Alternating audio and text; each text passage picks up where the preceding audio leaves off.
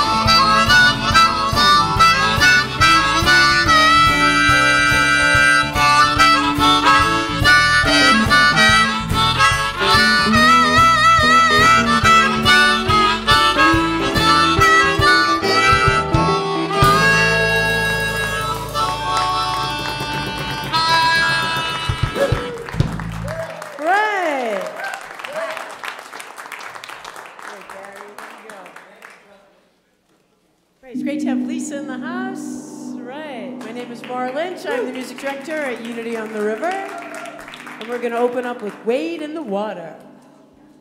He's just going to take us in.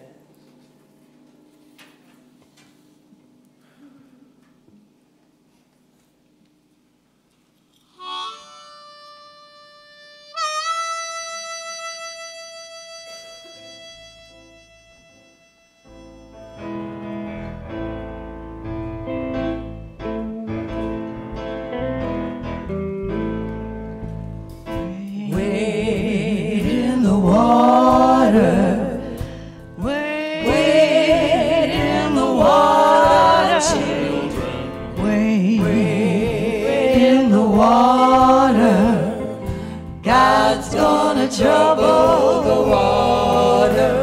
You gotta wade in the water. Wade in the water now. Wade in the water. You gotta wade. You gotta wade in the water. 'Cause God's gonna trouble the water. Well, now who's that yonder dressed in white? God's gonna trouble the water. You know that it must be the children of the Israelites. And God's gonna trouble the water. Come on and wade in the water. You gotta wade. You got to wade in the water now. Wade, wade, wade in the water. Wade in the water. 'Cause God's gonna trouble the water. Oh, come on now, wade in the water. Wade, wade. You got to wade in the water now. Wade, wade, wade. You 'cause God's gonna trouble the water. Well, now, who's that yonder, dressed in red? God's gonna trouble the water. I think that it must be the children that Moses led, and God's gonna trouble the water. Come on, wade in the water. You got to wade. You gotta wade in the water now. Wade. You gotta wade in the water, 'cause God's gonna trouble the water. Come on and wade. You got to wade. You gotta wade. You gotta wade. You got to wade in the water. Wade. Gotta wade in the water. God's gonna trouble the water. Come on, Keith.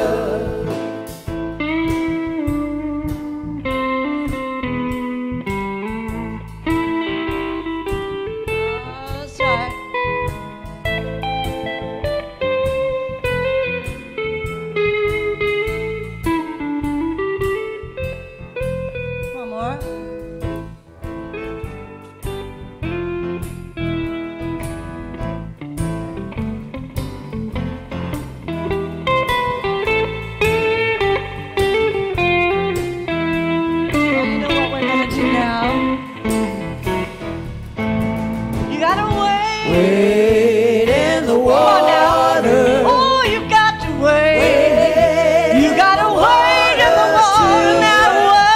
Wade. You got to wade in the water, 'cause God's gonna trouble the water. Wade now. You got to wade in the water. Wade. You got to wade.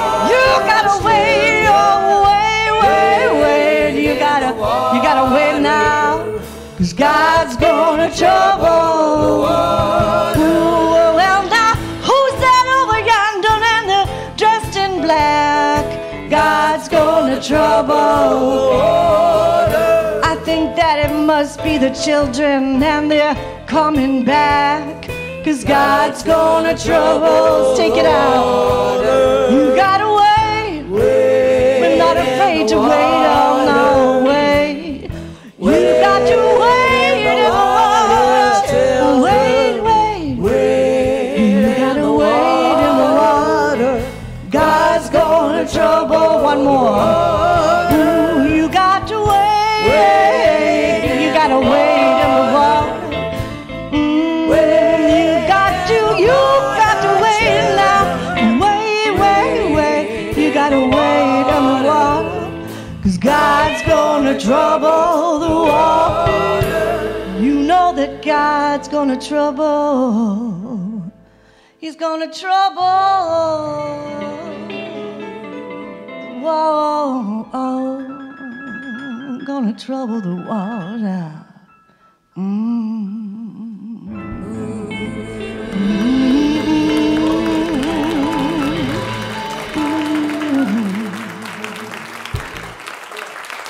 Go, Lisa Plumley, vocals and that harmonica, which I love. All right, keep them going.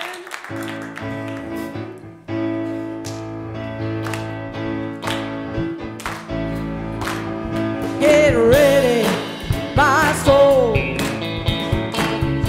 I'm diving in. Get ready, my soul.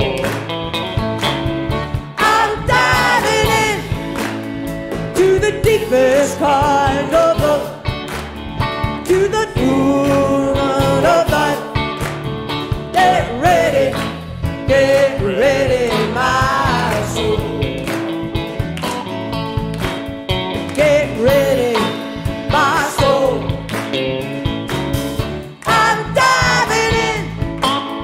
Get ready, my soul. I'm diving in to the deepest kind of love, to the deepest kind of life. Get ready, my soul. everything I've ever done, and everything I've ever seen, everything I've lost or won, and everything I've ever dreamed has brought me here to the present moment, here to a new beginning, here, and I'm seeing life so clearly now. Get ready, my soul, I'm diving in. Get ready, my soul, I'm diving in to the deepest kind of love, to the deepest kind of life. Get ready, my soul. Take it away, Keithy. Take it on the chorus. Here we go.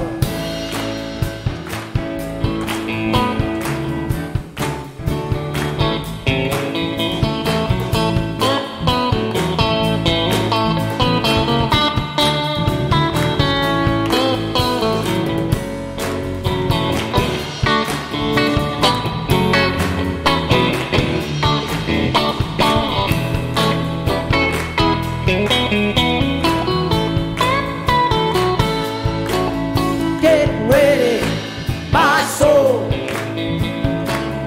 I'm diving in. Get ready, my soul, I'm diving in to the deepest kind of love, to the sweetest kind of life. Get ready, my soul. Here we go!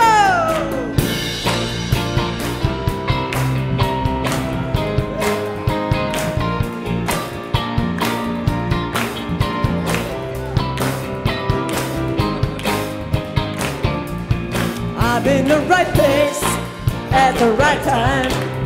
I am just where I'm supposed to be. I'm in the right place at the right time. I am just where I'm supposed to be. I'm in the right place at the right time. I am just where I'm supposed to be. I'm in the right place at the right time. I am just where I'm supposed to be. Oh, my soul is welcome here. Oh, my soul is welcome here. I am getting the message loud and clear. My soul is welcome here. Oh, my soul is welcome here. Oh, my soul is welcome here. I am getting the message loud and clear. My soul is welcome. Turn it around. I am getting the message loud and clear. My soul is welcome here. Thank you so much. Very happy to have Chuck Walker today on our sound and Yuri Zbitnoff on the drums. Thank you so much. This is Surely the Presence. 1, 2, 3, 4, 5, 6.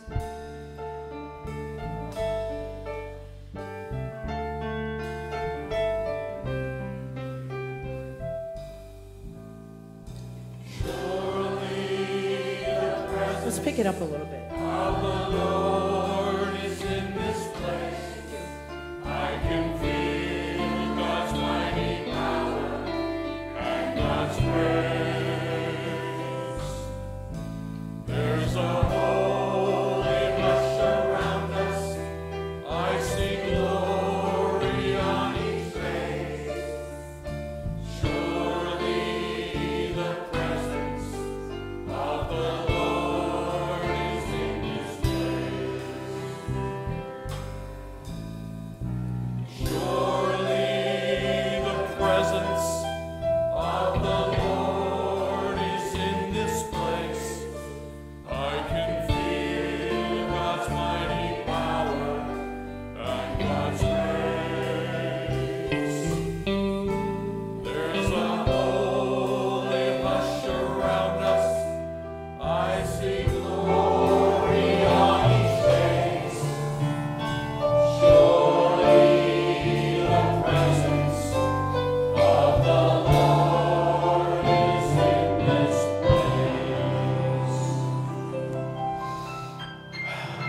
Let us pray. Surely the presence of the Lord is here because each and every one of you, who is the embodiment of all that is, of God, of the divine, of love and spirit, you are here in this place. At the end of every service, we say, wherever we go, God is, not because just God is omnipresent, but because we are there. We bring the love, the joy, the peace, the strength, the compassion, the heart of God with us wherever we go. And today we come together to remember that, to celebrate that, to honor that, to live that, to connect through that, because it is who we are and who we have come to be. And for that, every day we are grateful. So it is and so let it be. Amen and amen. You may be seated. Good morning. Welcome to Unity on the River. In case we haven't met, I am Reverend Ogun Holder, Senior Minister here, and I am very, very excited about today. Today is Ask the Minister Day, and the questions came pouring in. There have been some fun questions. There have been some provocative questions, but I'm so thrilled you did ask the questions that you did. I'm going to try and get to all of them. And I'm also going to open up the floor. If you want to ask a question today when we get to that part, there's going to be a microphone up here. You can come up and ask a question. Those of you watching online, if you want to ask a question, you got go to YouTube. Watch us through YouTube. We live stream through YouTube. But go there, put your questions in the comments, and we'll try and get them to me as well. If I don't get to your question today, I'll answer it later, like on social media or on the blog or whatever. And by the way, let me just throw this out there. Don't wait for an Ask the Minister Sunday to ask me a question. Like, ask me at any time. Email me anytime if you got like something you've been wondering about. Set up an appointment and come talk with me here in the office. It's why I'm here. But yeah, I'm here at your disposal. So ask away. And here with me today, Gina. Thank you for facilitating.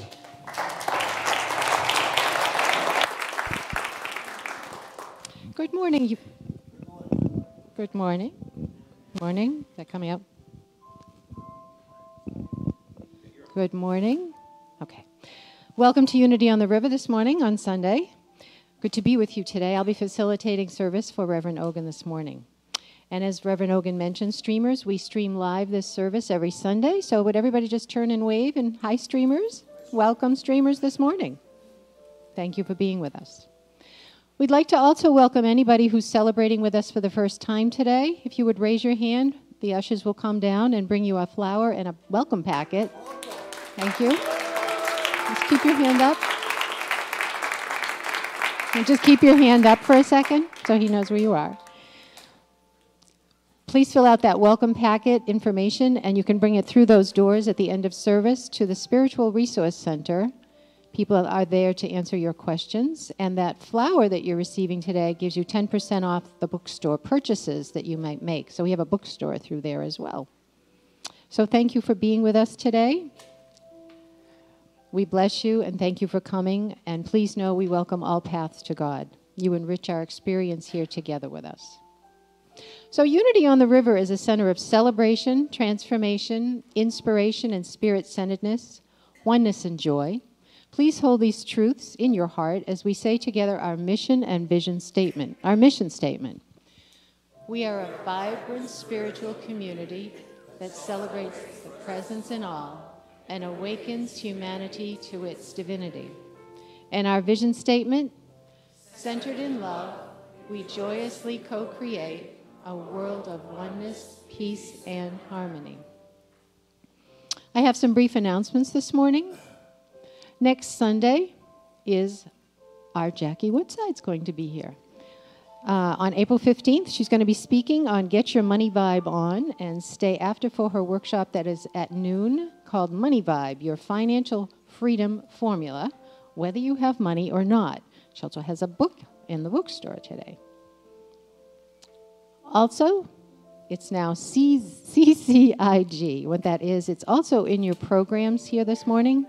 And that is a group I'm doing. It's called the Compassionate Communication Integration Group. It's going to meet every month on the second Sunday from 12 to 1. If you've taken any of my classes here, Compassionate Communication or Untangling Anger, Yours and Theirs, this is sort of a follow-up to integrate the work instead of just that one-and-done kind of concept to taking a workshop. So today is the second Sunday. So we will be meeting today in the Oneness Room. Hope to see you there. Also, the men's group is meeting today, and they are going to be meeting in the wing room, and that's at noon. And then there's community meetings scheduled here, April 29th at 11:20 a.m. And now's the time in our service where we greet each other. It's called Namaste. Take a moment to greet each other in love with either a handshake or a hug, and I invite you to say, I see you, I see your beauty.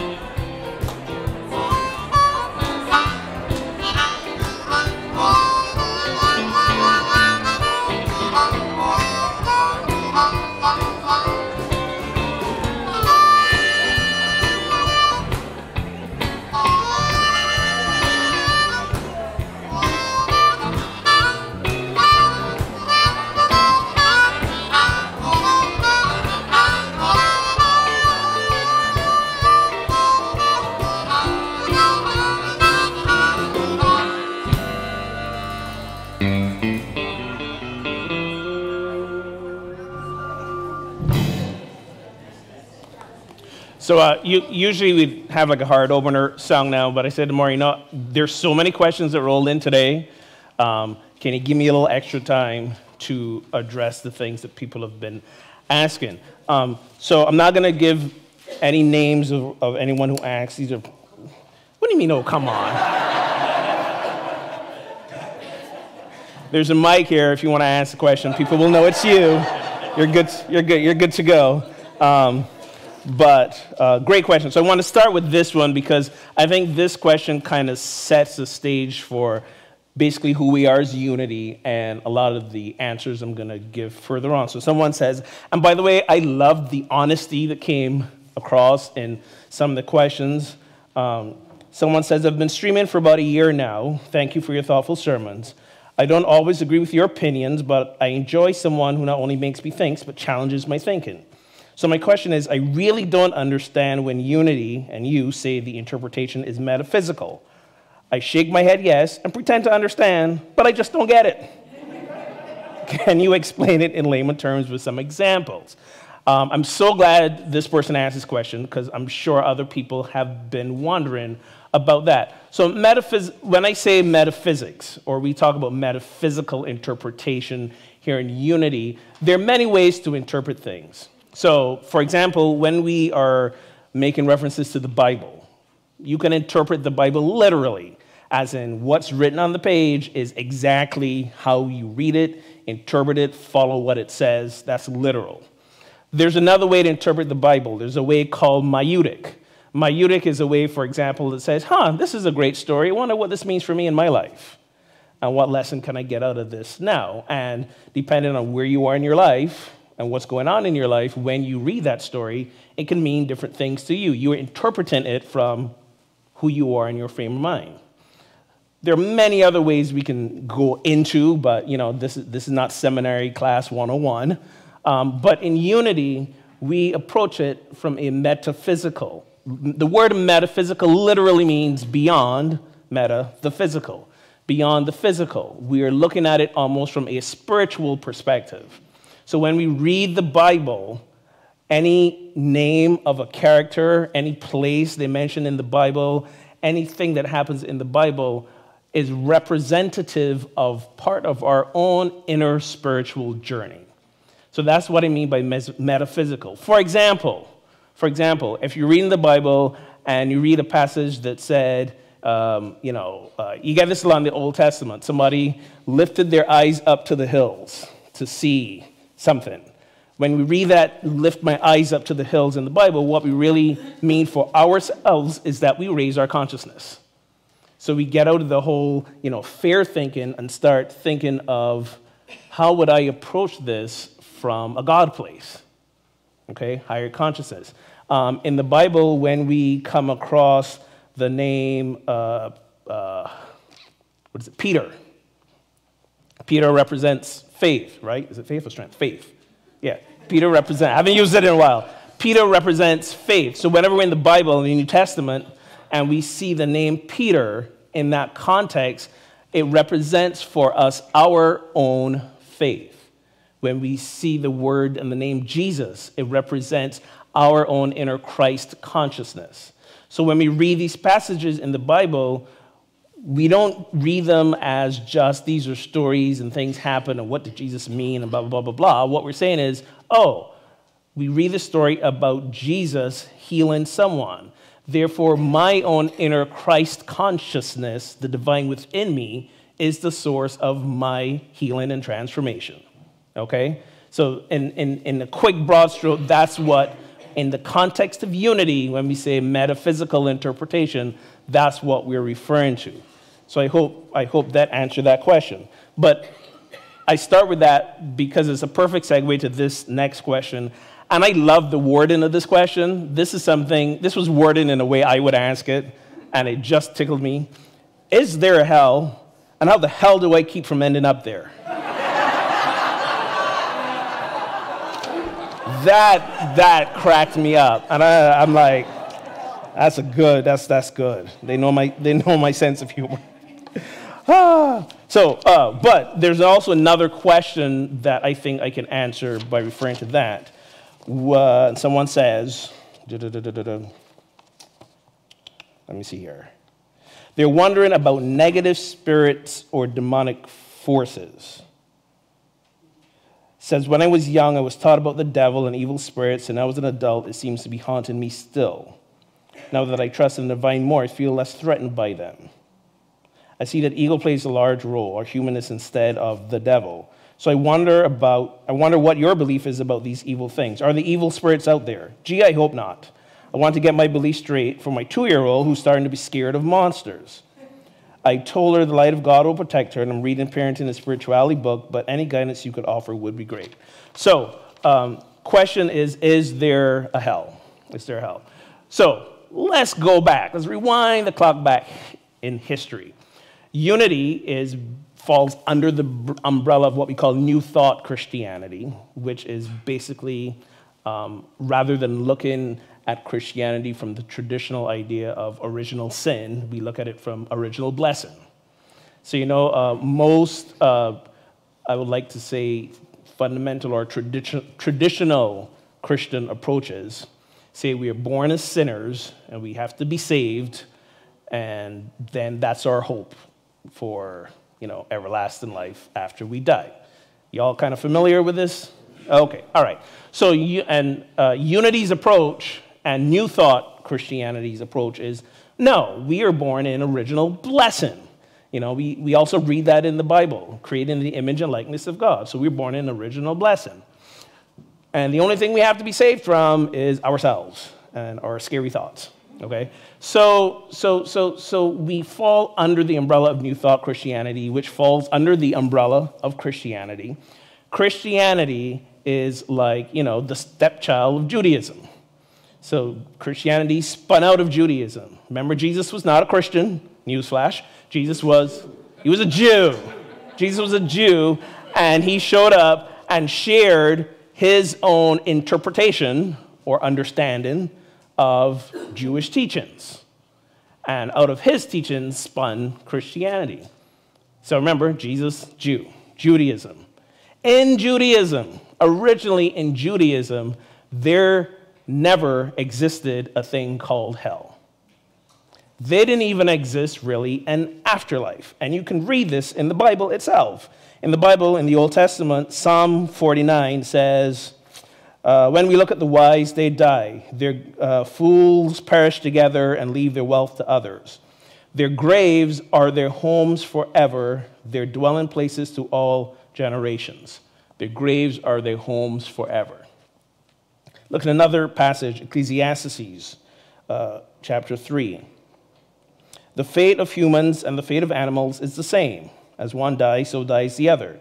They all have the same breath, and humans have no advantage over the animals. All is vanity. All go to one place. All are from dust, and all turn to dust again. So originally in Judaism, there was no such thing as hell. There wasn't even an afterlife. You died, the lights went out, that was it. Okay? And there are many facets of Judaism today that still adhere to this teaching.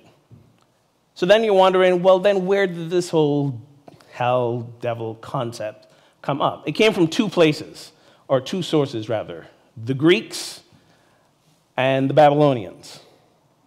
So again, with the story of the Hebrews, the ancient Jews, they were conquered and sent into exile a couple of times. One of those times, they were taken to Babylon, and they encountered another religion called Zoroastrianism. You've heard of it? And in Zoroastrianism, their belief was that there was this cosmic battle between good and evil. And we had the gods who were good, and we had the God who was evil, gods who were evil. And we have the supreme God of all, Ahura Mazda. Yes, that's what the cars are named after. Mazdas, yeah, they're named after Ahura Mazda, the Zoroastrian god. Yeah. The things you find out in church, right?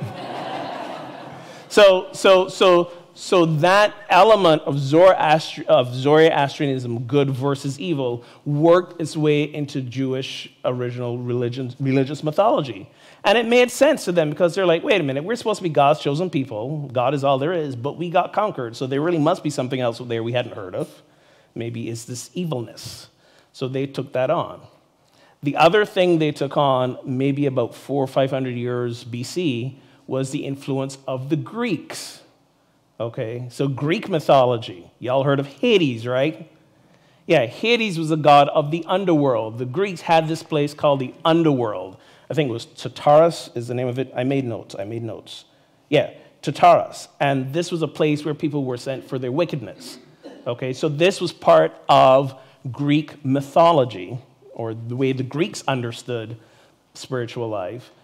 And the Greeks also were some of the people, in addition to the Romans, the Babylonians, who came in and basically conquered Israel. So their influences worked their way in as well. In fact, in Jesus' time, the written language of his time was Greek. The people may have spoken Hebrew or Aramaic, a form of Hebrew that was just the spoken language. But if you wrote anything down, you did it in Greek. Okay, the Romans were occupying at the time, but the official written language was Greek. Okay, so a lot of Greek influences came in as well. So remember, original Judaism, no hell. Technically, no heaven either. There's no afterlife. You live, you die, that's it. And then these other outside influences work their way in. Okay? But then you say to yourself, but wait, Reverend Ogun, Jesus himself mentioned hell. There's a verse in Matthew where Jesus is talking to the Pharisees, and he says, "You snakes, you brood of vipers." He loved the insults. "How can you escape being sentenced to hell?" Okay? And for a lot of people, they're like, this is the proof that hell's a place because Jesus mentioned it.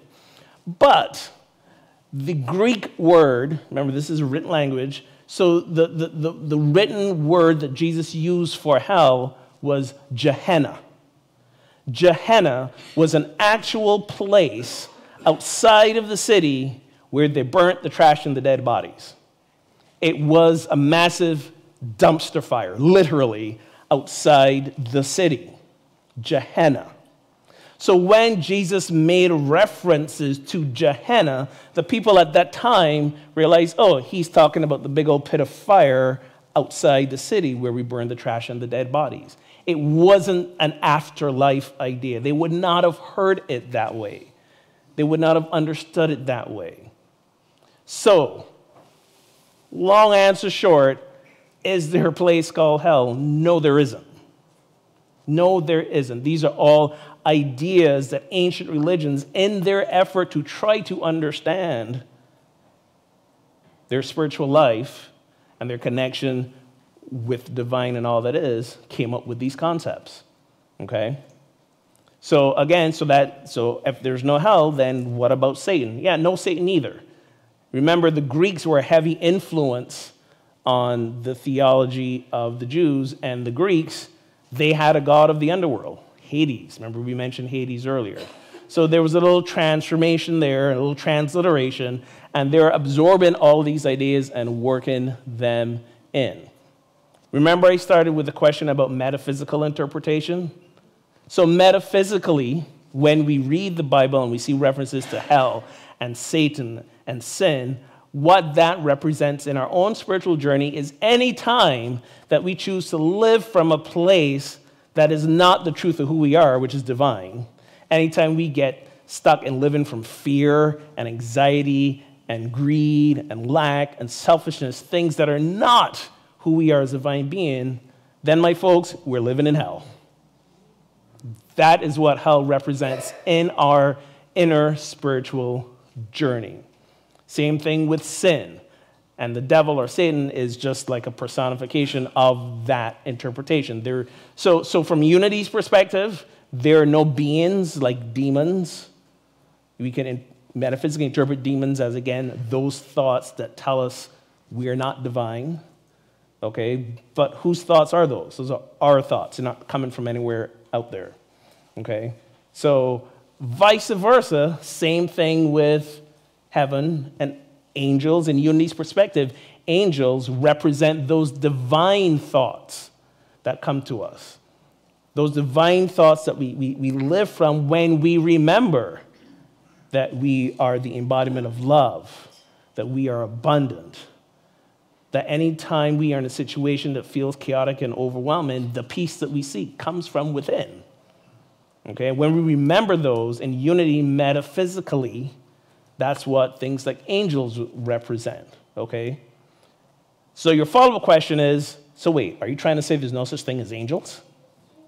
Because for some of you, I know in your way of being in this world, angels are very relevant, real entities for you.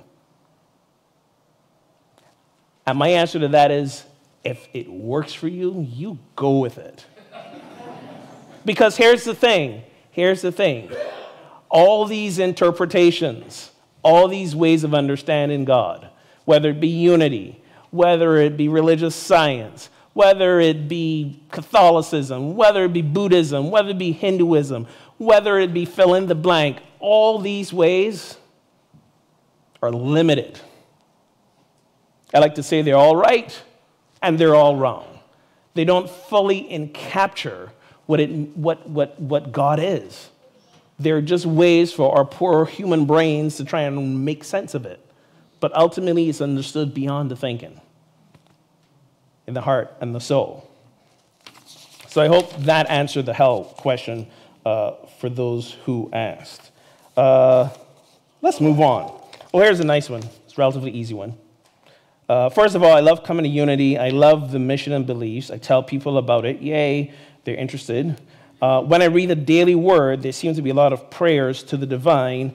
And though I would like to share the daily word with others, I know they would find issue with the religiosity of it and the beseeching prayers as though God is something outside of ourselves. Why is this type of prayer in the daily word if it is not a belief of the Unity Church? First of all, are you familiar with what the daily word is? If you're not, the Daily Word is a devotional magazine that Unity, not this church, the Unity Worldwide Movement headquarters publishes, and every day there's an affirmation, there's a little passage that you read and a little Bible verse that makes reference to that passage. And Daily Word has been around for decades.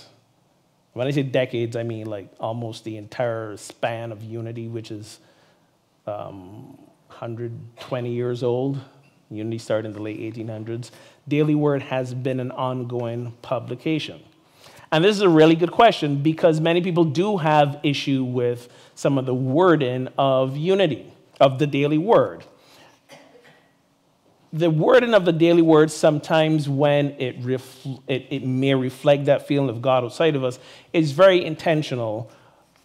I don't necessarily agree with it, but it's intentional because do you know who are the majority group of people who read the daily word? Catholics. Yeah.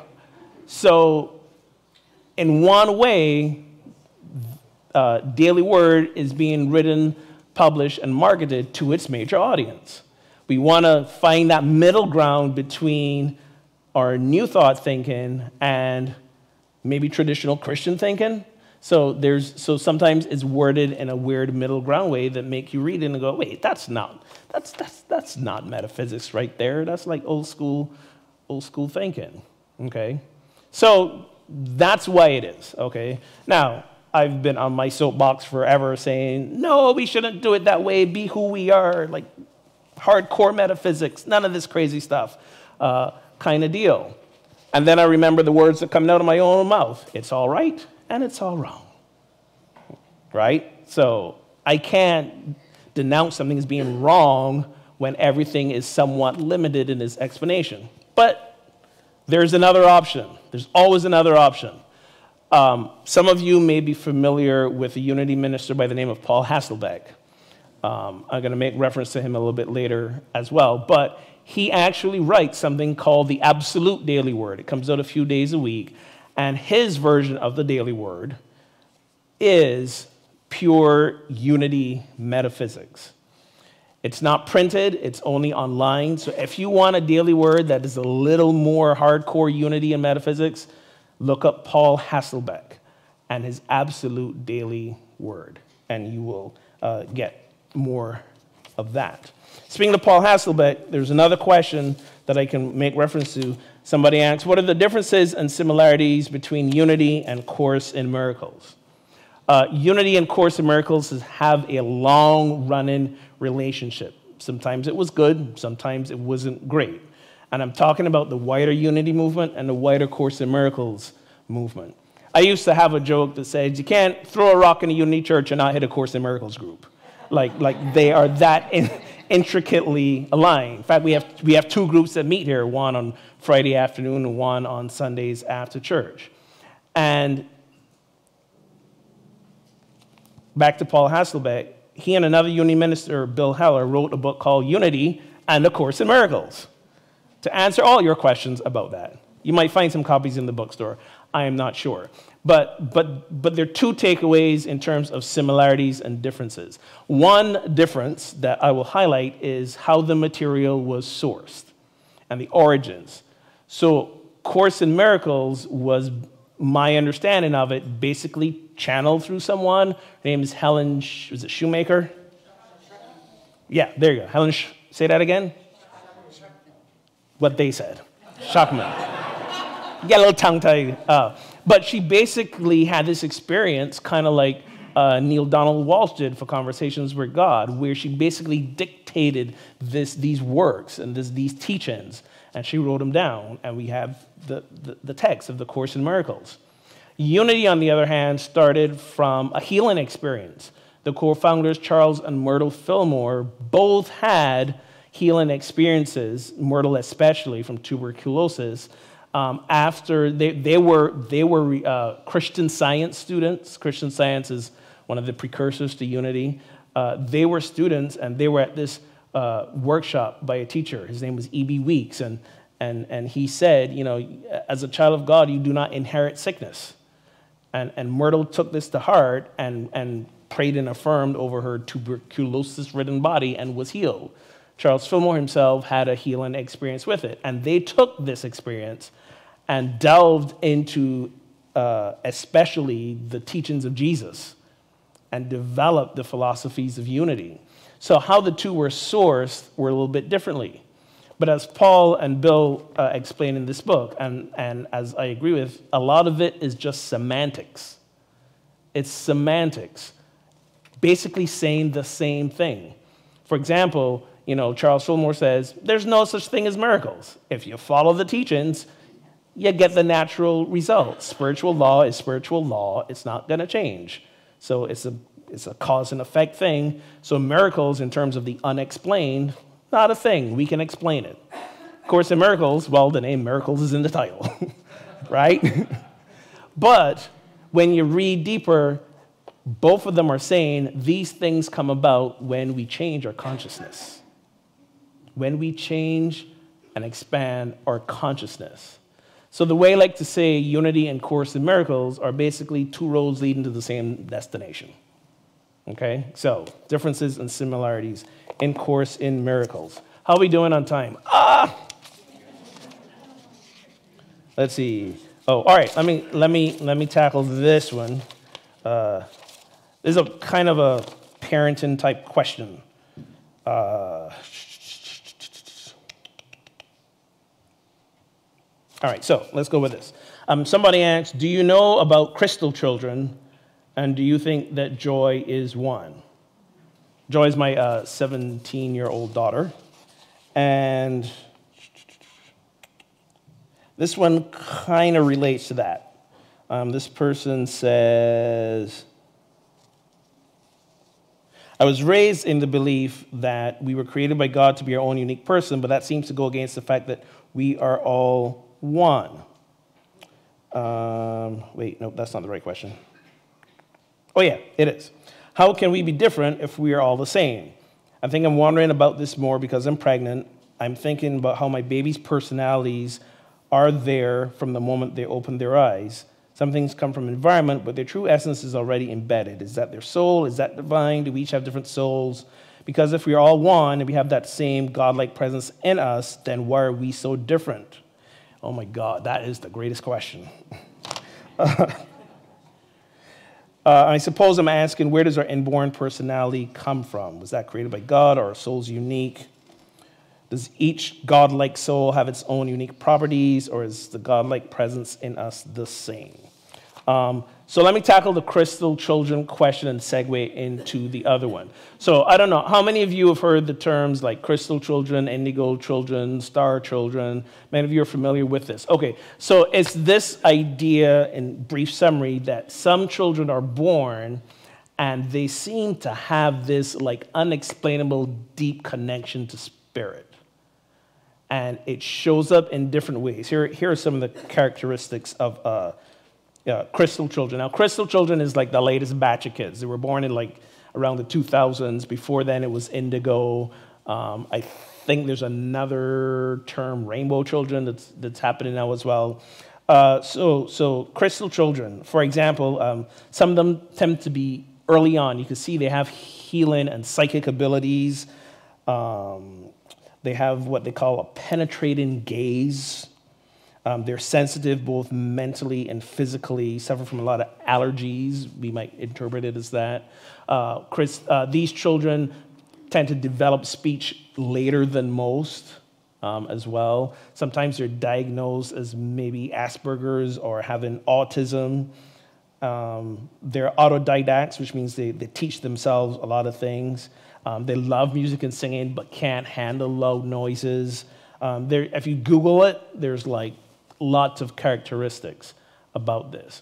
To follow up the first question, do I believe my daughter is a crystal child? No, I don't.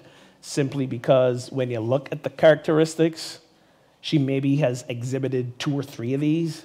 And if you're looking at a list of 23 characteristics or 14 characteristics, if she's exhibited maybe 2 of them, I'm not going to push her into that. You know what I'm saying? My child is, some of you have met her. She's probably the most empathetic, self-aware, compassionate, generous, loving, spiritually grounded 17-year-old some of y'all might have met. But you don't see her at home.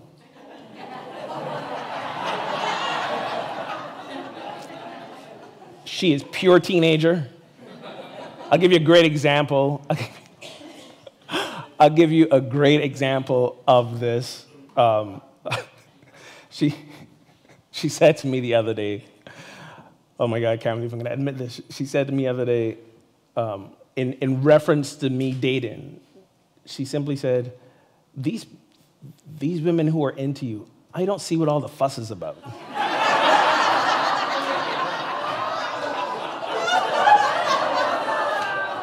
Yeah, that's not a crystal child talking right there. No, it's not. No, it's not. But I love her more than myself. But I bring this up kind of with a cautionary note, which is for some of us, parents and grandparents alike, when we are on the spiritual path and we become aware of concepts like this, many times we want to project them onto our children, and almost rather than accept them for exactly who they are, we want to like unconsciously pressure them into being something they're not. Okay, and that can be a little. That can go down a weird path, because then we might become disappointed. Oh, she's not a crystal child after all. You know, and trust me, crystal child or not, every child is very intuitive. And they will know when you were disappointed in them. So just be cautious and, you know, just accept them who they are regardless. Their path will be their own, okay? So back to the other question about our personalities. As I've said before, we exist kind of in this state of like paradox. We are both, I believe, and my philosophy is that, my belief is that we are both fully human and both fully divine at the same time. But this is happening kind of at two different levels. Fully human is showing up in like the physical plane. You know, we see things, we build things, we eat, physical. That's who we are, fully human. But we're also fully divine, and this is existing in our spiritual nature, okay? So while I do believe, and unity teaches, that's our second principle, the Christ Spirit, the divine, is in each and every one of us, because God is all there is. So on that spiritual level, we are each fully imbued with all that God is. At the same time, we got this humanness plopped down on top of it. And top and around and in are poor descriptors. It's not a location thing. It's a state of beingness thing. Okay? So we have this divine essence of who we are existing at the same time with the human essence of who we are. And who we are as a human being is a product of nature and nurture. So we got all of that going on as well.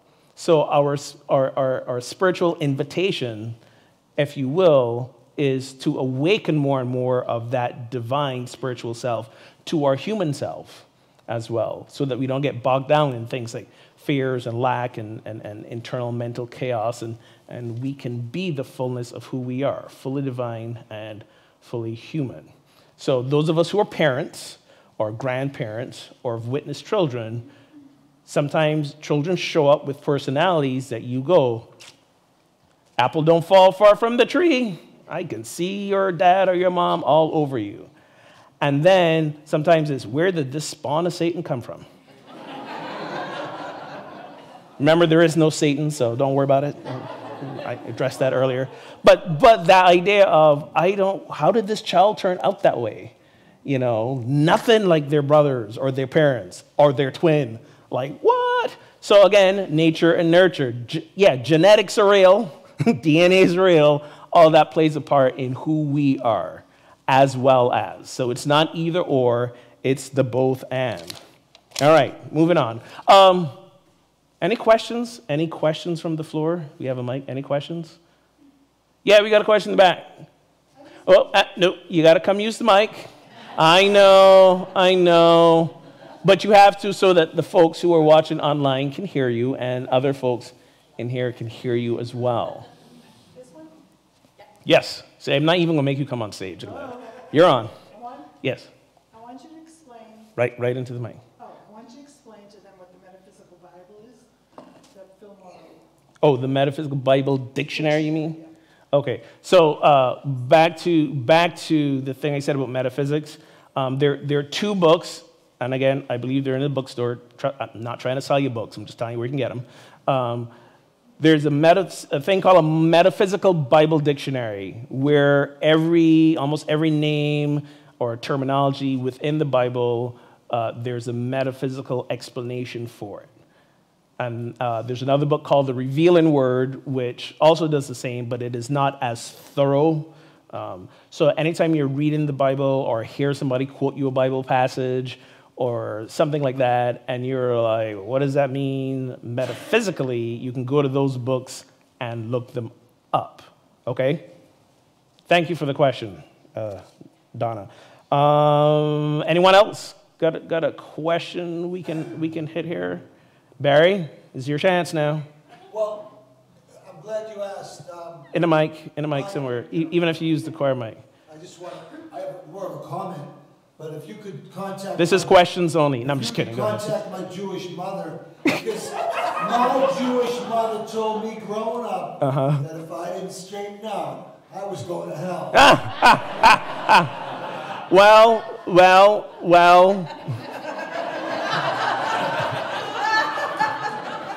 You're not gonna go to hell, no. But what happens is, if we've both lived lives where we've aligned ourselves with these spiritual teachings, and maybe life when we haven't, okay? And when we're living not from our spiritual selves, but living from that place of, like fear, greed, selfishness, whatever, sometimes life is a living hell for us, right? Hell is like a state of consciousness right where we are now, depending on how we live in. If you're following the news, the Pope just got himself in trouble for saying that. Pope recently said again, hell's not necessarily a place where you go after you die. It's about your state of being here. And the poor Catholic Church lost its mind and kept walking back. No, you can't say that. No. But again, I don't know why they freaked out. He's not the first Pope to say it. John Paul II said it not that long ago. Hell and heaven, the states of consciousness. So, what's that? Shakes their foundation. Right, exactly, because that's an integral part of their doctrine, okay? Again, part of that doctrine was developed in the Middle Ages, by the way. In the Middle Ages. And not much of it has dissolved. And back to that hell question, do you know, by the way, when we think and imagine hell, and we think of it, do you know the one thing that is primarily responsible for when we see hell in movies, or we imagine hell, where that comes from? Dante's Inferno. The author, again, written in the 1300s, he wrote the Divine Comedy, which is just an ironic name, Divine Comedy. And it's in 3 parts: Inferno, hell, Purgatory, and Paradise.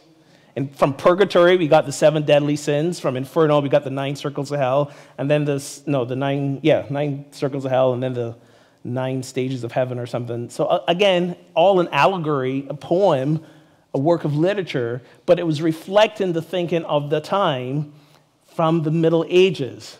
And many, many theologies, religions have still held on to this thinking and have not evolved from it. I'm going to do one more because I think you all need to hear this one. And then, given the time, and I still got a bunch of questions, I'm going to stick around right after service is over. And if any of you want to stick around with me, I can go through some of them. If not, I'll try to maybe address some of them in blog posts and videos a little bit later. But there's some really good ones. So this one came in this morning, actually, and it's fun. I want to know when you told us if we came to Unity on Sundays only, we would not get anything out of it. Oh, I read that wrong. I want to know when you told us if we came to Unity on Sundays only and not do anything beyond that, we wouldn't get anything out of it. I don't know when I said that. Pretty sure I did not say that. But what I have said is that if your goal is to awaken your consciousness, if your goal is to evolve as a spiritual being and live the fullness of who you are as a divine being, Sunday morning is not enough. Sunday morning is not enough. Sunday morning, you get a 20-minute talk from a good speaker, or me, and you get like a 5-minute meditation. If these are the only spiritual inputs, sources, practices that you're engaged in, I can stand here and say, it's not enough. Because relative to whatever else you might be experiencing, you might be doing your own readings at home or whatever. I remember when I came here, maybe the first year, I would get a lot of requests. Can you make meditations longer? This is the only time we get to meditate during the week. And my response is, if this is the only time you get to meditate during the week, you're doing meditation wrong. You are. Meditation should be a practice you engage in every day because it is key to your transformation. One of the questions here was, because this was also well worded. Spiritual life hack. What is a spiritual life hack to get past ego? Meditation.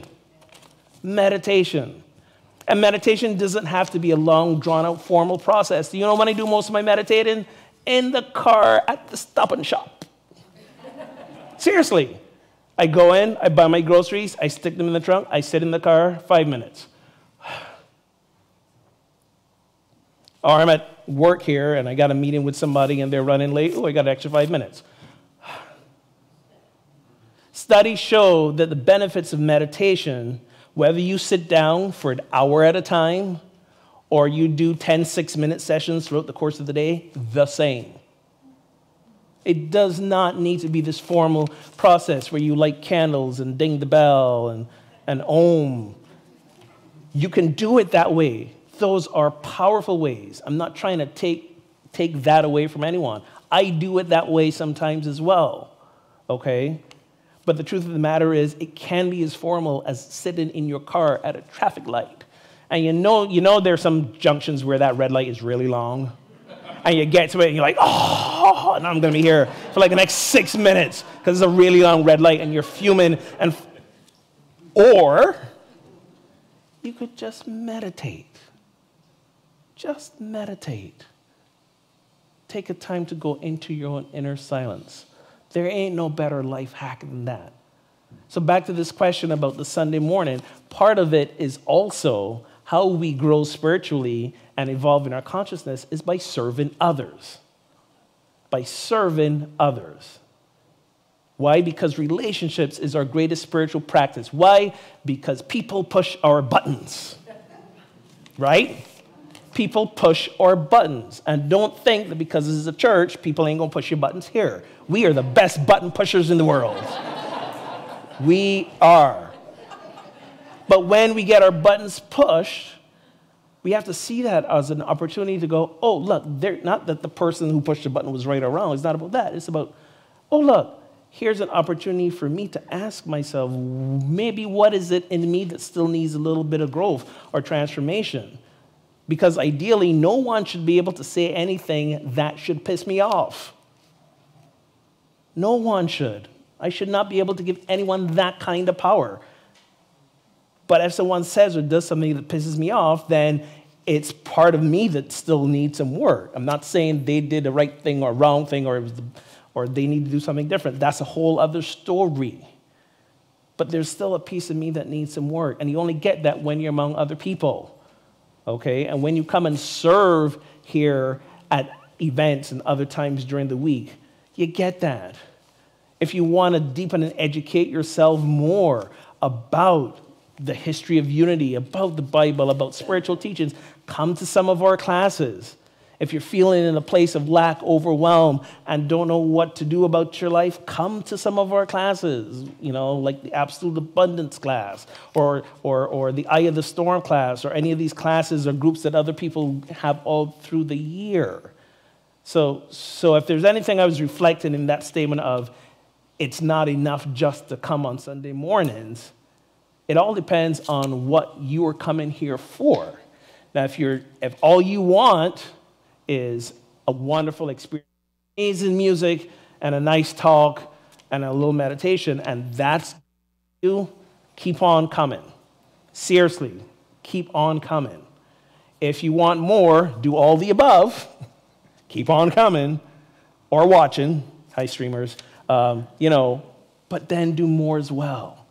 Do more as well. How do you get to Carnegie Hall?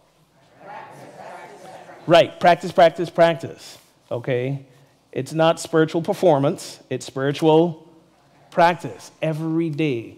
and doing more and more things. All right, so I think I'm going to wrap up here because I'm looking at the clock. And like I said, I'm going to stick around for a little bit afterwards and tackle some more of these questions.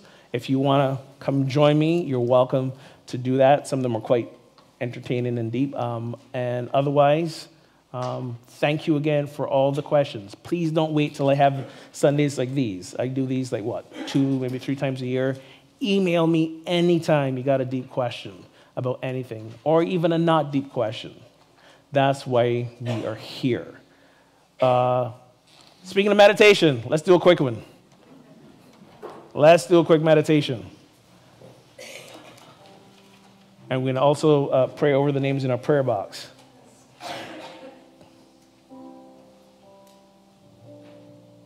So even though a lot was said today,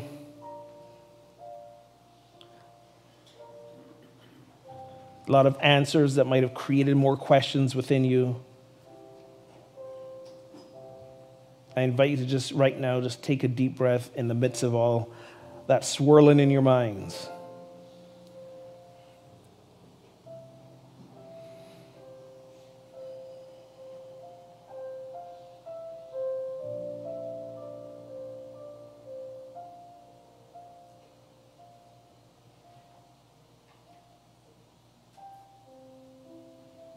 And if you can imagine yourself falling beneath the swirl into your hearts,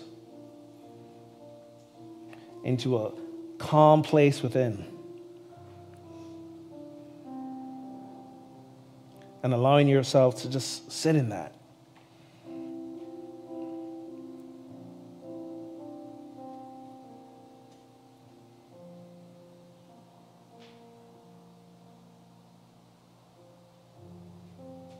This calm place is the doorway to the deep awareness of the divine within. And through this doorway lies all the answers that you would ever seek. Through this doorway lies the truth of who you are.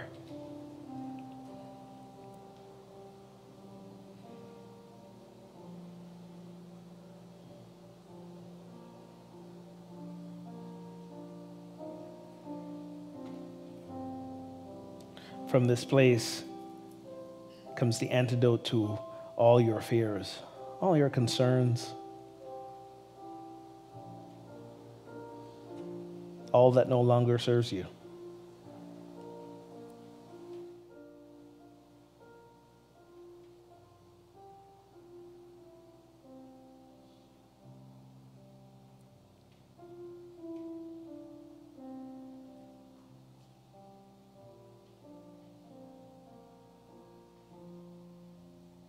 So let us rest in this place, the center of our being, the quiet of our hearts, for a few moments in the silence.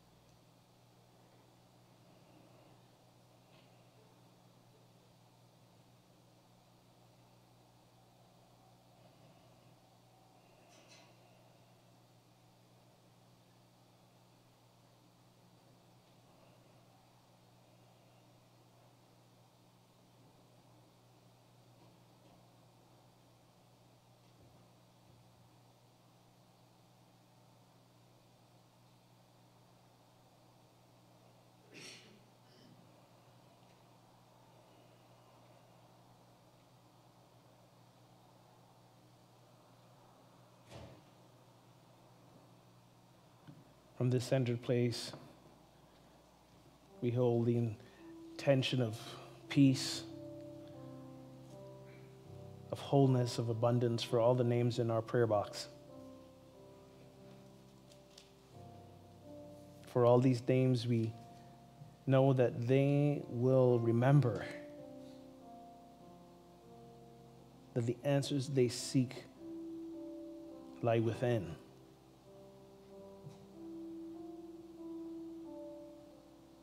Because we are all that is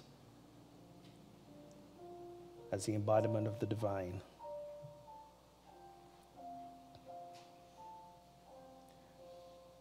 And should you hold that intention for anyone else in your life, I invite you to say their names out loud.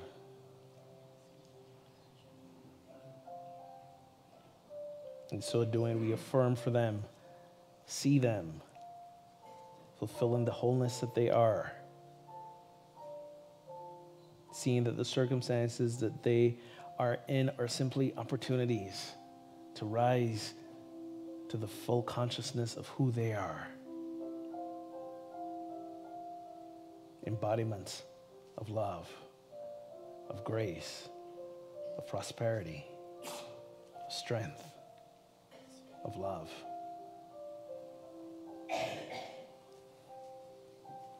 And so it is. And so we let it be. Amen.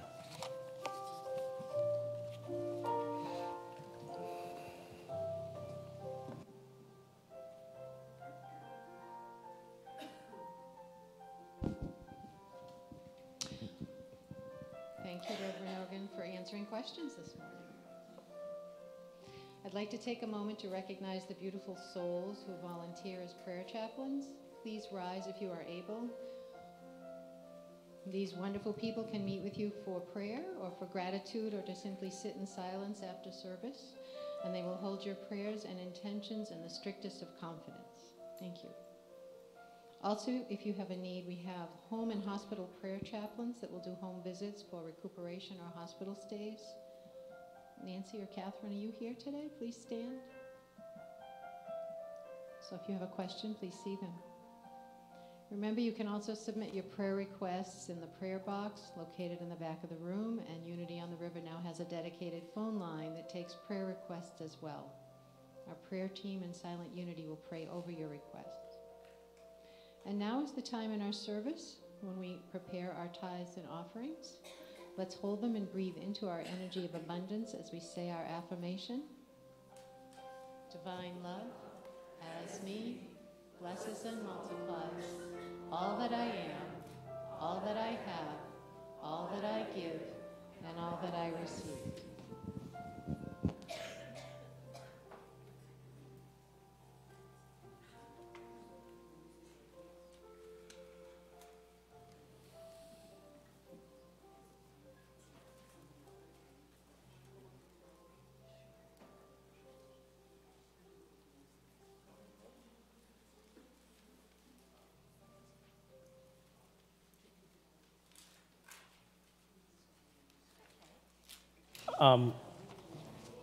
Couple of other quick things. As you know, we are in April.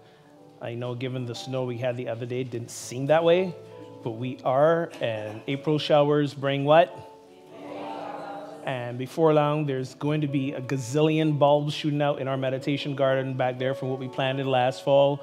We would love for someone to help coordinate the meditation garden team that helps take care of that spot back there. We've done a lot of work to create it, to get it there. We need to maintain oversight of it. So if anyone's would be willing to do that, if you like working outdoors, if you like gardening, and you want to serve here, you've got a team of people who are willing to serve with you, please let me know or let Peter, Operations Director, know sooner than later. And also in that regards, we're looking for a shed, one of those like prefab sheds to put out in the garden to store equipment. Not that we're looking for one, we found one and we've raised about half the money for it. So if anyone's willing to donate a couple $100 or get together to donate a couple $100 so we can get that shed, so we can store a lot of our garden equipment to help maintain the garden, that would be awesome. Speaking of spring, again, mark your calendars, Spring Fling, May 18th. Okay, and thank you for those of you who've been donating some items for our auction for that so far. Any items or experiences that you'll be willing to donate, please see Peter as well. Finally, speaking of home and hospital visit chaplains, Reverend Annie Houghton, our chaplain here who created the home and hospital program, she's actually home very, very ill right now. She's been ill for the last couple of weeks, and it's looking like it's going to keep going. Her daughter reached out to me yesterday and said, can we help? Can we support, mostly in terms of maybe helping provide some meals for the family during the upcoming week? Annie's basically has been taking care of her husband, who is on that dementia path, and her daughter is now staying with them to try and help out while Annie is ill. So if this is something that you guys can do in terms of maybe helping prepare a meal for the week, please stop by the Spiritual Resource Center, let us know, call the office during the week, and we will connect you with her daughter so that you can coordinate how to get meals to them. We would appreciate it. Usually when it comes to visiting someone in their home and making sure they're taken care of, it's her job. And so now we find ourselves in this ironic situation where she's the one who is in need of our help. Catherine, where's Catherine? So Catherine, would you mind if people come to you right after service? Okay, so there's Catherine. Connect with Catherine. She'll get your name, your number, your information, and what? She lives in Salisbury. So yeah, she's local-ish here. And I think that's all I got for right now. Let's bless these offerings.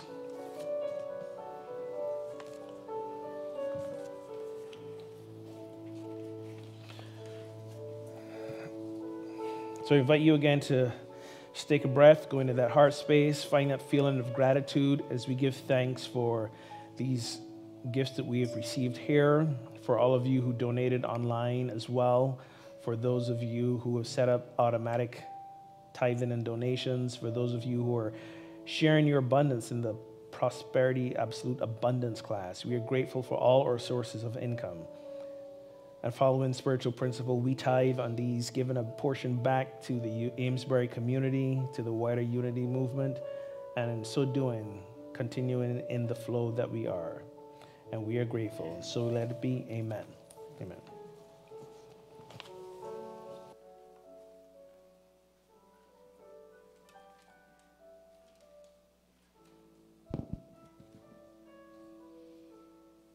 It takes so many people who give of their time and help with Sunday service. Thank you to all who do sacred service here at Unity on the River. This week's thank yous go out to the Angel teams, Good Friday chaplains, Easter chaplain team, Garden of Gethsemane team, and the Unity music team. And thank you to the board members. Board members, if you're here, would you please stand? Board members.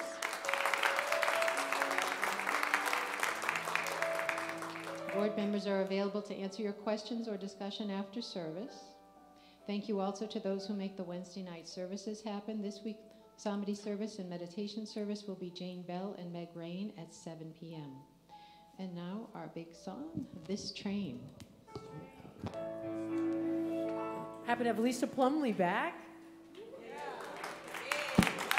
I'm going to whip it up on this train. This train, right? This train, this journey, this body, this spirit. You got it, honey. It's bound for glory. Let's celebrate. Yeah? Okay.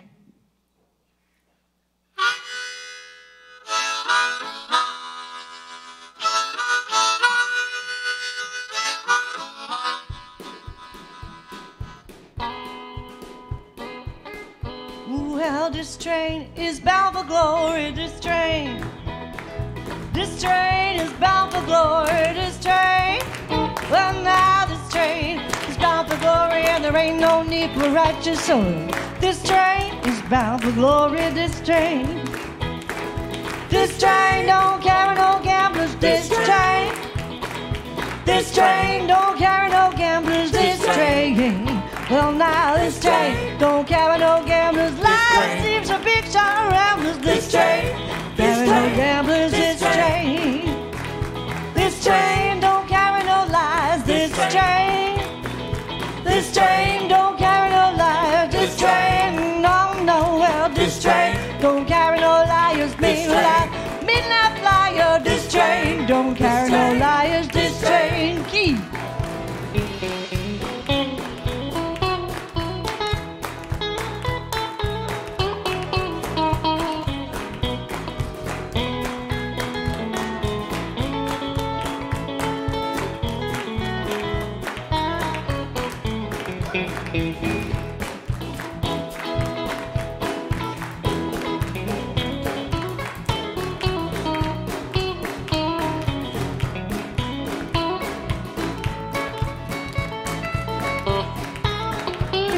Little bit of bass here.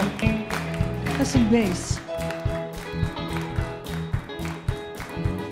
Oh, that's right. Ooh, yeah.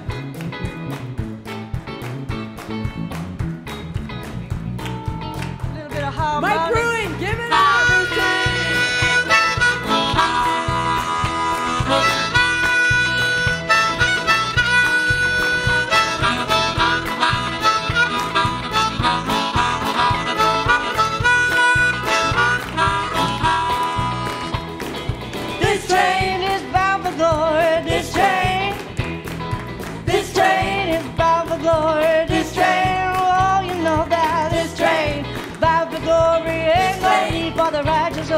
This train, bound for glory. This train, one more time. This train is bound for glory. This train is bound for glory. This train, well not now. This train is bound for glory, and there ain't no need for the righteous holy. This train is bound for glory. This train is bound for glory. Well, this train, well, it's bound for glory.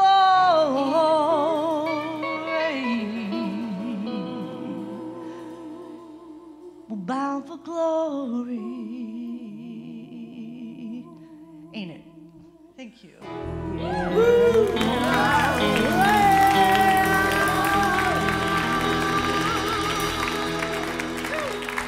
The choir and the Unity Band. Lisa Plumley. Our kids are now coming in. They were working on something that apparently took all their time and then some. So if you're a parent and you got kids, you can go get them over there. But we are going to close our service with an affirmation for them and for ourselves. Let there be peace on earth. If you are comfortable, take the hand of your neighbor. We're going to stretch it out and we're going ourselves in this. Let there be peace on earth.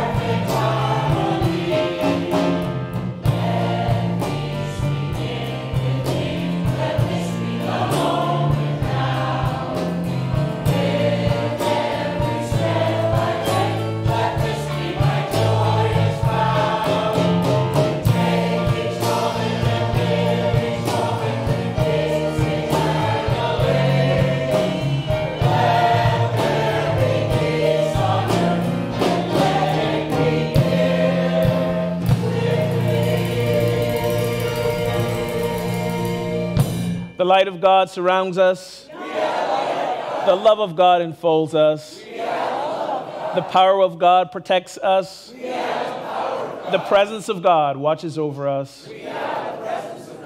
Wherever we are, God is, and all is well, and we are richly blessed.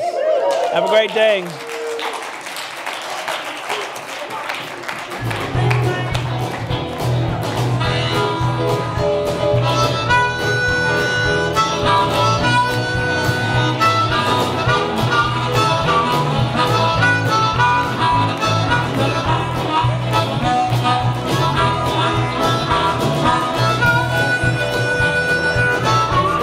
What's your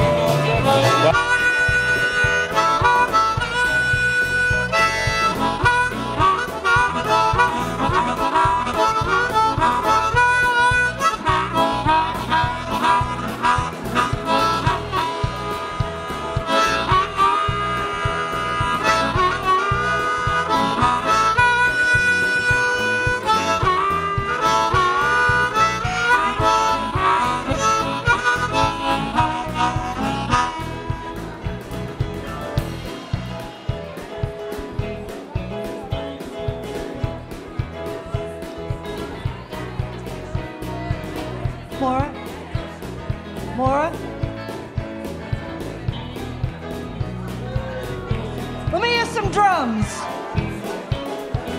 Little drum solo.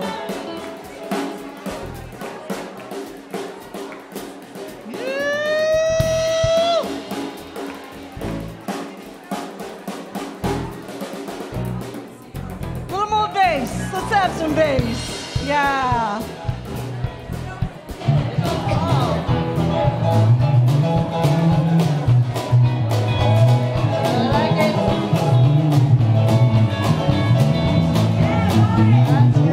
That's my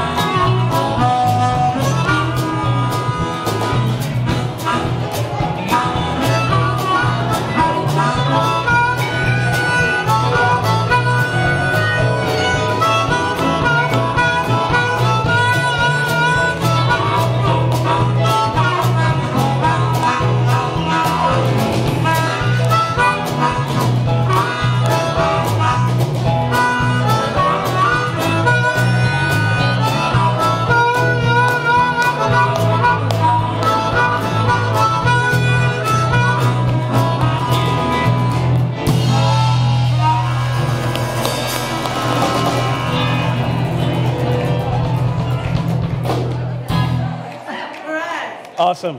If nobody's staying for questions, y'all can keep jamming. Just want.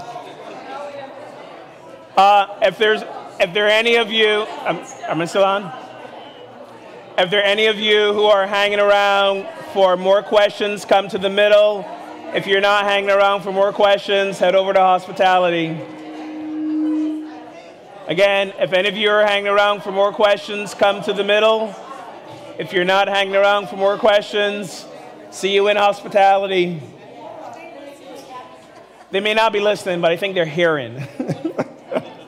Again, if you'd like to stick around to hear some more of the questions, come on up to the middle. If you're not, gently make your way over to hospitality.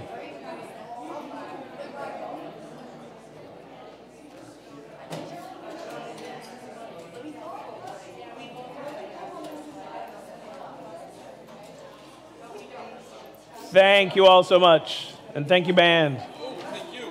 That bass solo, I was hearing like some shades of Benny Hill in there. All right.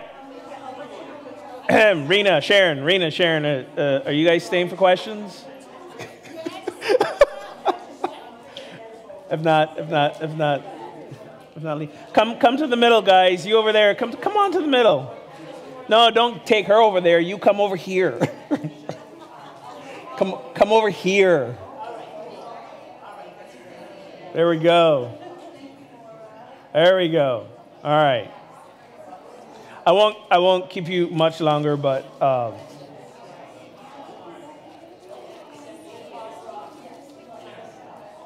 right. So this is sort of kind of another Bible-ish question. Somebody said, "Dear Rev, I'm curious. Jesus said, 'When two or more are gathered in my name, I am there with you.' I know his spirit is with me all by myself. Was he explaining the obvious like men are wont to do, or is there another meaning?" So many of us are familiar with that phrase, "When two or three are gathered in my name, I'm in their midst." So I also have another saying I like to throw out that I invite people to remember. Context is king, okay? So if you really want to understand what that verse means, go to the passage where it came from, okay? So in the passage, it's in Matthew, and it says, "If another member of the church sins against you, go and point out the fault when the two of you are alone. If the member listens to you, you've regained that one, but if you're not listened to, take one or two others along with you, so that every word may be confirmed by the evidence or two or three witnesses. Again, truly I tell you, if two of you agree on earth about anything you ask, it will be done for you by my Father in heaven. For where two or three are gathered in my name, I am there among them. The context of that verse really is about conflict resolution within the church. So if, for example, in a family, spiritual community, there is conflict, basically what Pat is saying, go to that person that the conflict is with, talk it out with them. If they're not receptive, maybe invite them to come talk to the minister or whoever. Because if two or three of you get together to resolve a conflict, in the middle of it, I am there. And remember, when we talk about Christ, we're talking about the divine consciousness that we all are.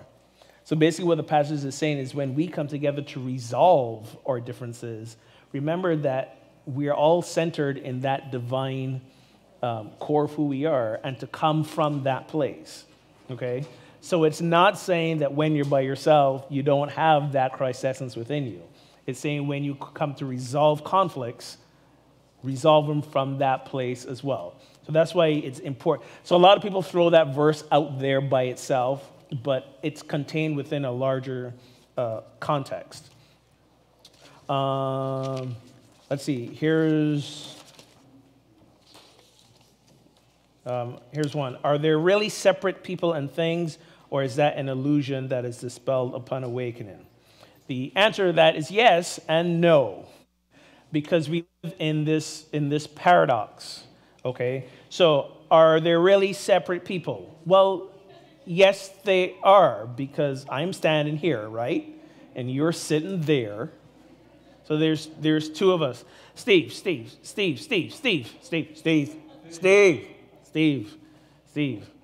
Take the party over to hospitality, or please come join us with the questions. Were you the one that asked the questions about hell? Oh, because the name was Steve. I promised I wouldn't give any names, but no, I knew it wasn't you. I knew it wasn't you. I was just playing. Thank you for the golf thing, by the way. The golf donation. I forgot to mention Steve donated a round of golf for the Spring Fling silent auction. 2 rounds of golf. All right. So we'll be there. Thank you, Steve. So the paradox is, yes, we exist as separate physical beings. You know, I am me, you are you. But at the same time, again, on that spiritual level, we are all one, simply because all there is on that spiritual level is God. Remember, we are both fully human and fully spiritual beings. So from a spiritual perspective, yes, we are all one, we're all connected. That's all there is. On the physical level, yes, we are separate beings. Now, here's where it gets fun. On the physical level, anything I do out in the world is going to affect the people around me, right? We're not isolated. So in a sense, we still are connected on the physical level because our actions have ripple effects, okay? So again, we're in that paradox place of yes and no, and sometimes and maybe. There's never these definitive answers to things. Here's one I meant to get to in there, but I didn't. Let me organize myself here.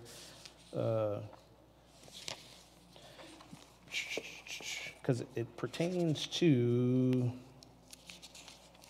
oh man, where is it? Oh, here we go.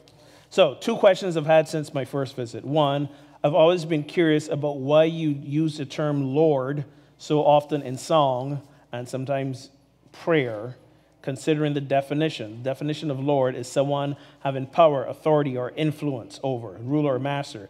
It feels archaic and patriarchish language for unity. That's the first question. And 2, why is it so cold in here? See you on Sunday. So I'll answer the second question first as to why it's so cold in here. First of all, it's relative to who you ask. As you're pointing out right now, it is like hot in here. How you detect what's going on around you is very relative. What does happen, though, if you get here early, and I mean early, you're going to realize it's a little chilly in here. Why? Because if we crank the heat up, when the other 150, 160 bodies get in here, it's really going to spike. So we don't crank the heat up first thing in the morning. And then when everybody comes in, usually about 15 minutes into service, it kind of tapers off. But more often than not, we get the complaint of, can we crack a window? Why is turn the heat down? It is so warm in here. So again, all about relativity. So about the word Lord that that you might have in our songs sometimes. So there's a multiplicity of answers to this. One of them is there are many songs that are characteristic of who Unity on the River is. There are songs that were sung before he showed up. A lot of them are usually sometimes like the big songs that we sing. And, some words that come to mind is sometimes Brian will sing songs about Lord, you were this and blah. And we get this feeling of, hey, this is not really kind of like Unity. It's almost singing to God outside of ourselves. So my response to that is, one, some of those songs are an integral part of Unity's culture. Because when Brian starts singing them, the people stand up, they're cheering, blowing the roof off the place. There's an element of the song that connects us, okay? So that's one reason why we still do the songs. Some of those songs, we actually do tweak the lyrics a little bit. But the third aspect of that is, again, we live in this, we are experiencing the paradox of what God is. So while Unity stresses the idea of God as presence within, in religion and theology, there's this idea of God both immanent, inside, personal, unique to us, and transcendent, everywhere else as well. Because if we say God is all there is, that means God is fully present at the point of who I am. God is fully present at the point of who you are, and you, and you. God is fully present at the point of the trees, everything else. So there is also this element of God within and God without, outside of ourselves as well. So for a lot of folks, sometimes they still relate to that idea of God out there, okay? God, and not God out there as an individual being, but God out there as the full presence of all there is. To sing or to mention that, as long as we're clear that when we are singing from that perspective, we're not trying to what they call personify God as this being up in heaven, really, but this idea of the full presence of God. Plus, when you look at the word Lord, having power, authority, or influence, again, if we take a metaphysical look at that word, okay, I know for me, I want the divine being of who I am to have mastery, if you will, over me. I want to live from that place of my divine self, not necessarily the human fear-ridden thoughts. So I don't mind in any given situation turning within. In fact, that's what we all should be doing.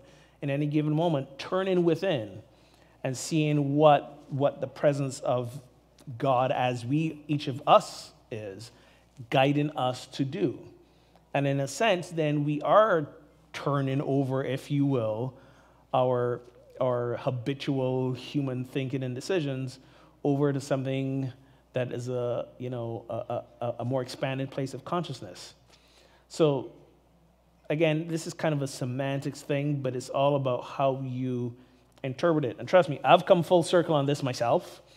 There was a period in time in Unity, if it in any way reflected an older way of thinking and believing from my Christian upbringing, I was like, be gone with you, kind of deal. But when you realize, again, that we can embrace all, that's the whole idea of Unity, honoring all paths to God. And Unity and New Thought people, we love it when we can embrace the Buddhist path, the Hindu path, the mystical path, all these other paths. But then when it comes to our own religion of our own upbringing, we're quick to say, yeah, but that path is wrong. But for a lot of us, and I'll speak for myself, a lot of that is that we're still healing from perhaps the spiritual, suffering or abuse that we encountered in our past religion. Maybe the shame we felt that we weren't good enough and all that. But again, remember, these are just all ways, and they're all limited to understanding the fullness that God is.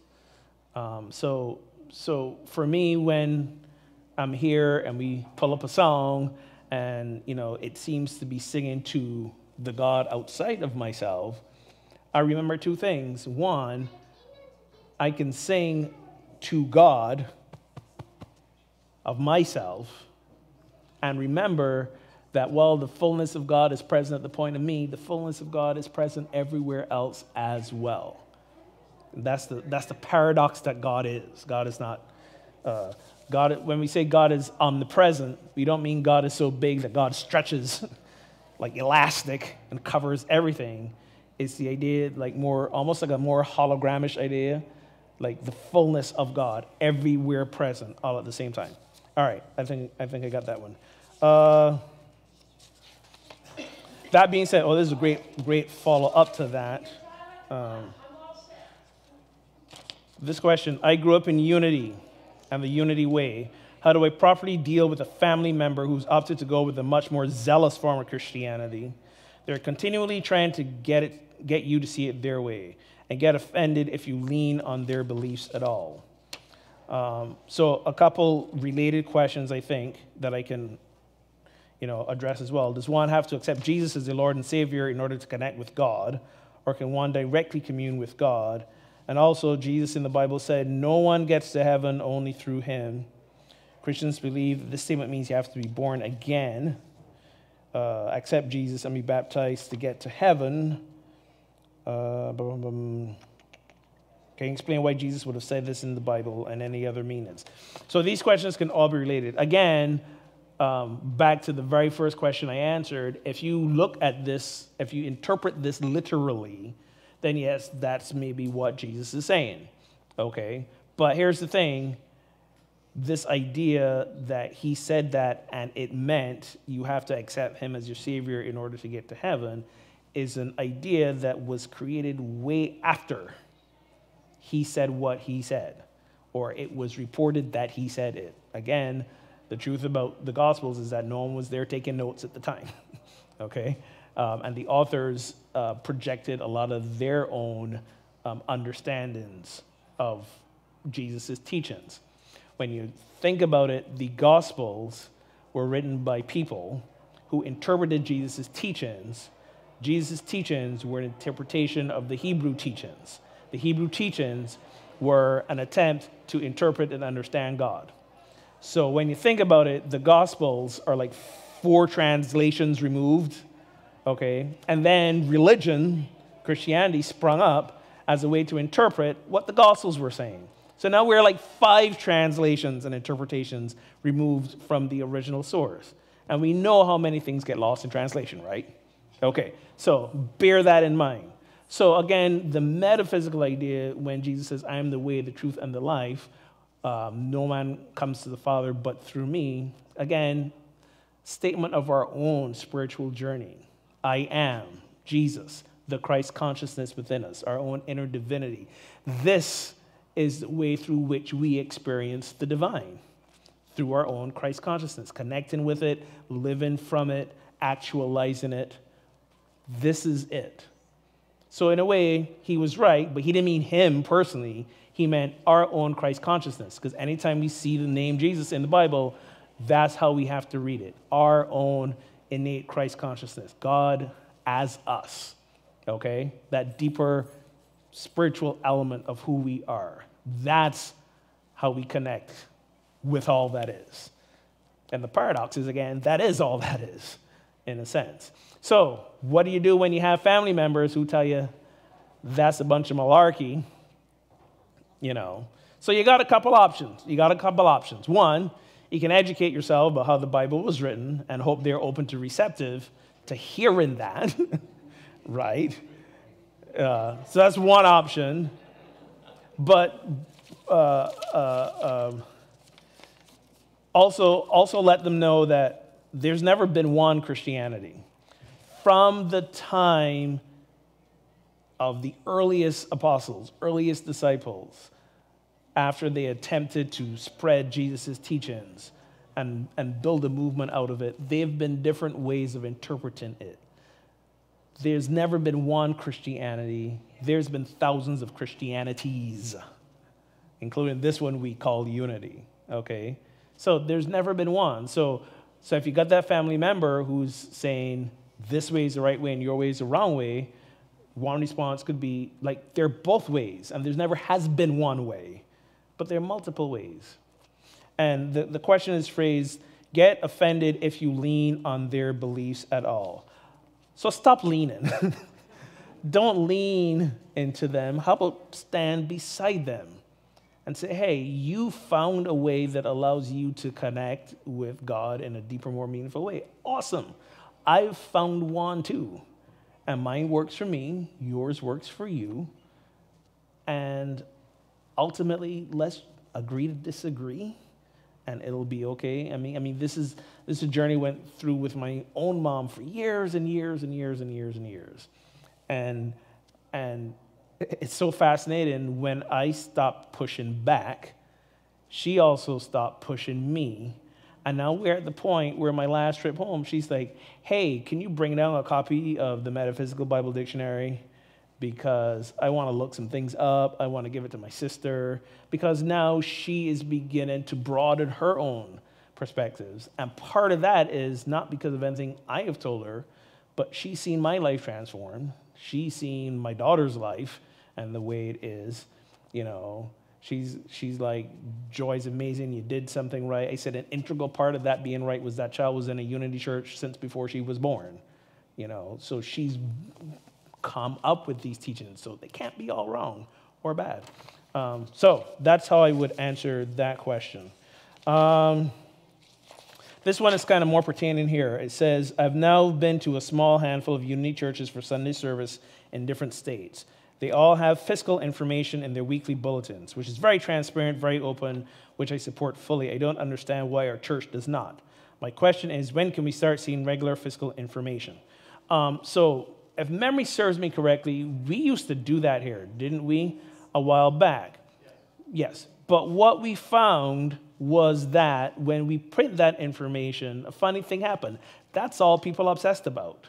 Like every Sunday, people would come. That's one of the first things they'd look for. And if the numbers didn't balance out, they're like, well, what are you doing about this? What are you doing? It became almost a point of obsession about that.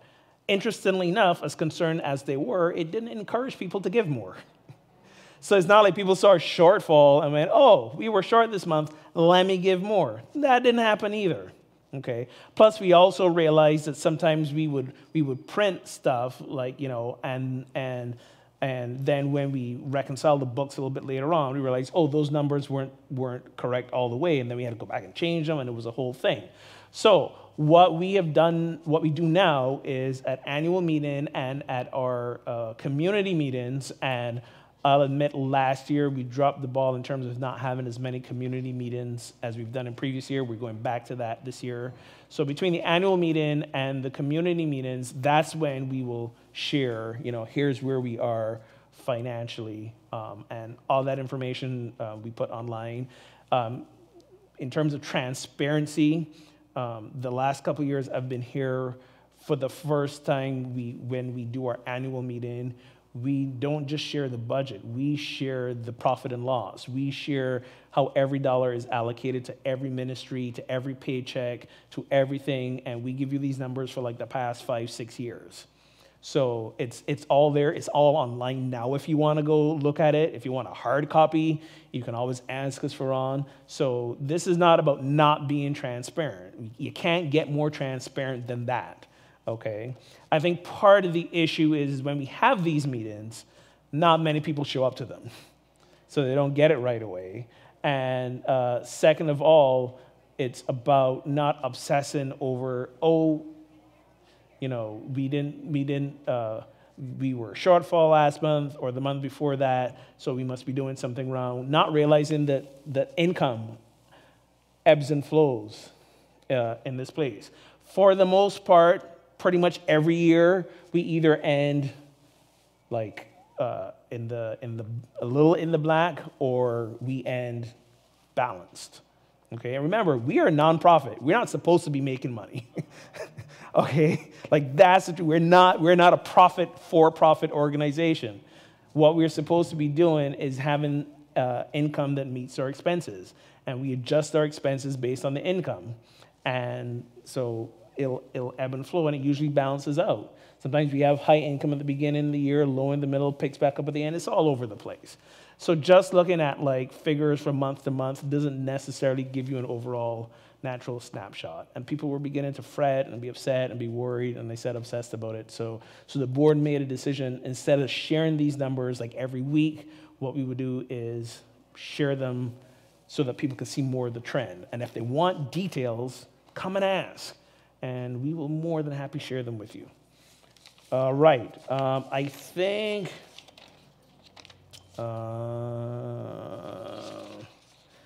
that's kind of about it.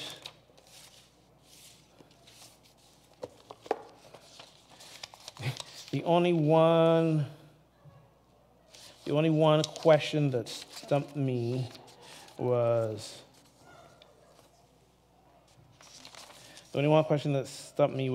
what question do you wish someone would ask you that hasn't been asked before?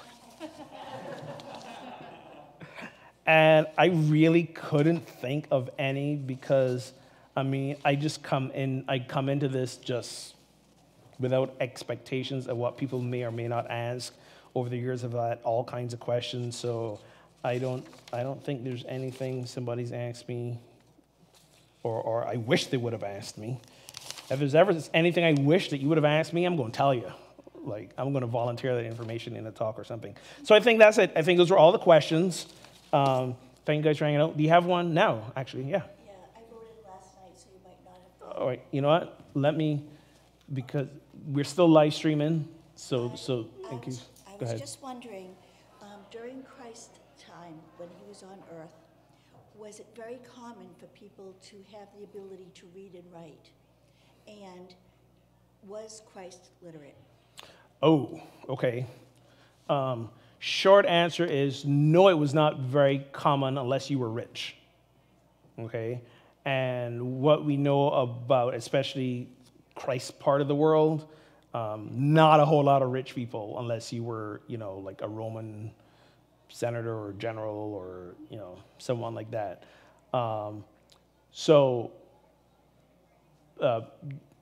The Israelites, the Jews, Hebrew people at that time, for the most part, historians agree they communicated through Aramaic, which is mostly entirely a spoken language, not a written one. They had the Torah, and the rabbis, the people who headed up the synagogues, would read the Torah. So they were literate. They were educated. I honestly don't know if Jesus was, but I imagine that he would be, simply because he quoted the Torah a lot. You've heard it said, or it is written that. So it could be that he either read it, or, like a good Jewish boy, he went to synagogue and heard these things being read. There is a reference to, at some point, I think it was when they were about to stone the woman that they thought was in adultery, he bent down and wrote something in the sand. So there is a reference to him writing, but it doesn't say what it is that he wrote. But no, it was not common for the everyday person at that time to be literate or educated. It was more like, there was a trades, a father would teach his son a trade, and then he would teach his son the trade, and that was how they made their living. Jesus went into being a preacher either because he was really moved by spirit, or he was a really bad carpenter, because his father was a carpenter. This is my joke. His father was a carpenter. So he obviously wasn't into carpentry, because he didn't take that up as a profession. right? So he was either moved to become a preacher or he just sucked at carpentry and was like, this is not going to work. I got to find another line of work. So who knows? Who knows? You're welcome. Any other questions? Yes. So my question has a little bit to Are you? That one's not on. Maybe this one will be. Did he turn off all the mics? I think he did. All right, go ahead. I'll try to repeat the. Well, you don't need that then. I'll try to repeat it. My question has to do with A Course in Miracles and its relationship to unity thought around the ego. A lot of my studies reading about the ego between the egoic side and the higher mind side. Right. And that doesn't feel right to me. I feel like there's this war going on. Right. And so my approach has been that when I notice anything that comes up that is not in resonance with love and light, is that I sort of come at it from a compassionate side. Yeah. Because I feel like we're meant to be integrated on Earth Okay. as best we can. But then I've also heard that people say that if you fully integrate, then you ascend and you disappear from Earth. So what's your... So you brilliantly asked and answered the question. So the question was about Unity and Course in Miracles in relation to the ego. Okay. I've always, and part of your question also was, it always seems like you hear of like maybe an epic battle between ego self and our higher self. I agree with you in your response. The ego always gets a bad rap. Okay. For me, the ego is our human personality. It is simply that. We are existent simultaneously, fully human, fully divine. And we all have our personalities, which is good. This would be a very bland place if it wasn't. Okay? So what are they, like, 20, 25 of us in this room now, if I'm counting right, 15, I don't know. So distinct different personalities. Okay, so that's what the ego is. The ego is how we have learned the human side of us, the human being of us, how we have learned to be in this world, how we've learned to perceive the world through experiences, memories, all that kind of stuff. And a lot of times, we come from a place of maybe fear. We come from a place of misunderstanding, desperation. We come from a place of not wanting to get our feelings hurt. We come from a lot of different places in that way, and I think that's how the ego got its bad rap. But the ego is just who we are as personalities. I happen to love my ego, and I don't mean that in the negative sense of the word. I don't think the ego is a bad thing, okay? So, but I also think it's one of these things that, again, we're constantly working to transform and live the best, highest version of. And our higher consciousness, spiritual self, can be a great aid towards that. So I'm with you. I don't see it as a battle between my ego and my spirit self. I see it as a fully embracing of both of them and attempting to actualize the highest version of both of them, And for me, the ego is a gift, because if something happens out there and I start to feel like I want to close in and be afraid, because that's the ego's habit of doing, my way of responding is, hey, ego, thanks for letting me know that that's still an area I get to work on in my life, and perhaps I can apply some spiritual principles and teachings to help me transform that, so that when I'm in the situation again, I can be more loving and compassionate, not more fearful and harmful. So yeah, I've learned to love the ego. And if we do a lot of work trying to see our ego in the negative light, then you're right, it is an internal battle. We aren't fully embracing all of who we are. And I think inner peace begins with loving ourselves, warts and all, Loving doesn't mean we just accept, but it means that, oh, look, there's an element in me that perhaps needs transforming. I still love that piece of myself. It's got me this far in life. So, love yourself, warts and all.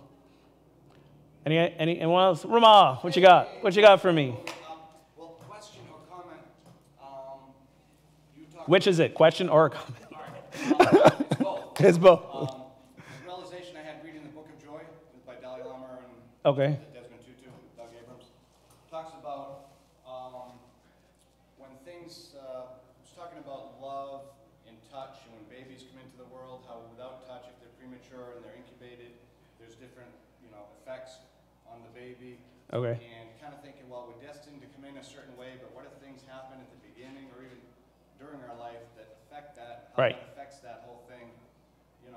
Well, what if that, went a different way? Or what if someone's baby comes in, with something around their neck and less oxygen and they're affected a certain way? And Okay. how's that figure into the divinity or I know it's a big question.